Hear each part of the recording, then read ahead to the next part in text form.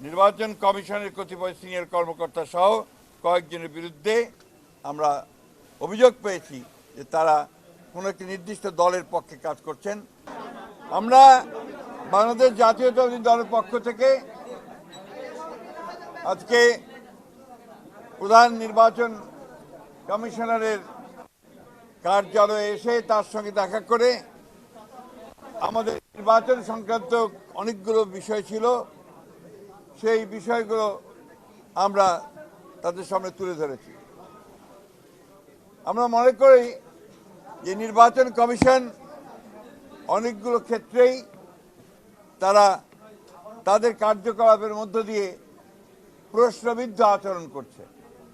যে বিষয়গুলো আমরা তুলে ধরেছি তার মধ্যে প্রধান যে বিষয়টি ছিল যে আপনারা জানেন যে পোস্টাল ব্যালটের যে বিষয়টি, এটা কিন্তু এখনও পুরোপুরি সমাধান হয়নি। বিশেষ করে বিদেশের যারা নিবন্ধিত ভোটার তাদেরকে ব্যালট পেপার পৌঁছানোর ক্ষেত্রে এবং ব্যালট পেপারটা যেভাবে মুদ্রণ করা হয়েছে সেই ক্ষেত্রে আমাদের অভিযোগ আমরা সেটা তাদের কাছে দিয়ে এসেছি। আমরা মনে করি যে এই ব্যালট পেপারটি সঠিক নয়, এখানে পক্ষপাতিত্ব করা হয়েছে এবং কোনো একটি দলকে বিশেষভাবে সুবিধা দেওয়ার চেষ্টা করা হয়েছে। আমরা নির্বাচন কমিশনকে এটাকে পরিবর্তনের জন্য আহ্বান জানিয়েছি। এছাড়া আমরা দেশে পোস্টাল ব্যালটের ব্যাপারে, অর্থাৎ যারা বিভিন্ন দায়িত্বে থাকবে নির্বাচনের দিন, তারা যে পোস্টাল ব্যালটে ভোট দেবেন আমরা অনুরোধ করেছি এবং আমরা চেয়েছি যে তারা যেন সেটা আমাদের যেটা প্রতীক, সেই প্রতীক বিতরণের পরেই যেন দেওয়া হয়, অর্থাৎ সঠিকভাবে একটা পোস্টাল ব্যালট আমরা যেভাবে ভোট দেই সেইভাবে যেন সেই পোস্টাল ব্যালটও ব্যবস্থা করা হয়। এনআইডি বিকাশ নম্বর, মোবাইল নম্বর সংগ্রহ, জামাতের নির্বাচনী কর্মীরা বাড়ি বাড়ি গিয়ে এনআইডির কপি, বিকাশ নম্বর, মোবাইল নম্বর সংগ্রহ করছে, যা ব্যক্তিগত গোপনীয়তা ভঙ্গ, ক্রিমিনাল অফেন্স। এই বিষয়ে আমরা ইতিপূর্বে আচরণবিধি ভঙ্গের আপত্তি জানিয়েছি। এই বিষয়ে জরুরি পদক্ষেপ গ্রহণ করা বলে আমরা প্রয়োজন বলে আমরা মনে করেছি এবং সেটা তাদের আহ্বান জানিয়েছি।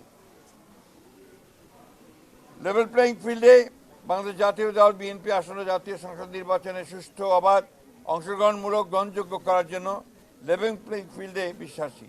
এই জন্য আমাদের দলের চেয়ারম্যান ব্যক্তিগত সফর বাতিল করেছেন, অথচ বিভিন্ন রাজনৈতিক দলের দলীয় প্রধান সহ অন্যান্য গুরুত্বপূর্ণ ব্যক্তিরা প্রতিনিয়ত আচরণবিধি ভঙ্গ করে দলীয় প্রচারণা চালাচ্ছে। এই বিষয়েও আমরা জরুরি ব্যবস্থা গ্রহণ করার জন্য অনুরোধ জানিয়েছি। আরেকটি বিষয় যেটা আমরা অত্যন্ত গুরুত্বপূর্ণ মনে করেছি, ঢাকা মহানগরী এলাকার বিভিন্ন নির্বাচনী এলাকায় একটি রাজনৈতিক দল তাদের মনোনীত সমর্থিত প্রার্থীদের নির্বাচনে বিজয়ী করার অনৈতিক কূটকৌশল অবলম্বন করে ব্যাপক হারে দেশের ভিন্ন ভিন্ন এলাকা হতে ভোটার এলাকা পরিবর্তন পূর্বক ঢাকা মহানগর এলাকার ভোটার হিসাবে অন্তর্ভুক্ত হয়েছে।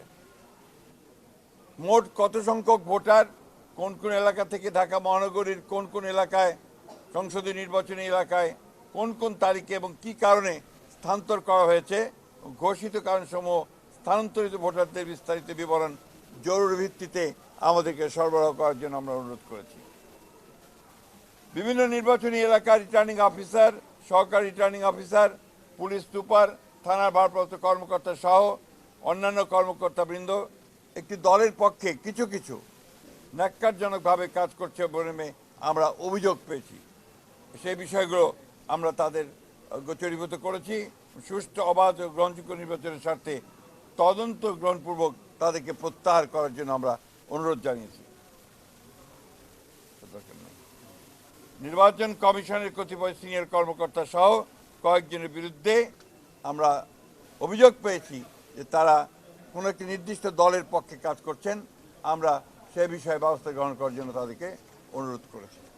এই ছিল আমাদের আজকে তাদের সঙ্গে কথা বলা, এবং আমরা লক্ষ্য করেছি যে দুর্ভাগ্যজনকভাবে বিএনপি সবসময় নির্বাচন কমিশনকে সহযোগিতা করে এসছে সুষ্ঠু, অবাধ, নিরপেক্ষ নির্বাচনের জন্য।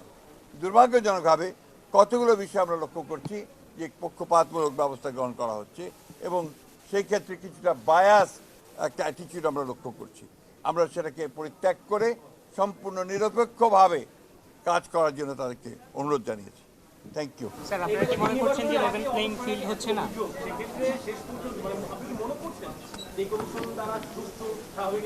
আমরা সবসময় মনে করেছি যে এই কমিশন দ্বারা সুষ্ঠু নির্বাচন সম্ভব যদি ছোট ছোট সমস্যাগুলোকে সমাধান করা যায় এবং আমরা যে বিষয়গুলো তাদের সামনে এনেছি তারা সেগুলো সমাধান করতে পারে। আপনারা কি মনে করছেন লেভেল প্লেইং ফিল্ড হচ্ছে না? আমরা মনে করেছি লেভেল প্লেইং ফিল্ডের চেষ্টা তাদের আছে, ছোটোখাটো কিছু ত্রুটি আছে সেগুলো তারা ঠিক করে নিতে পারবেন বলে আমরা বিশ্বাস করি।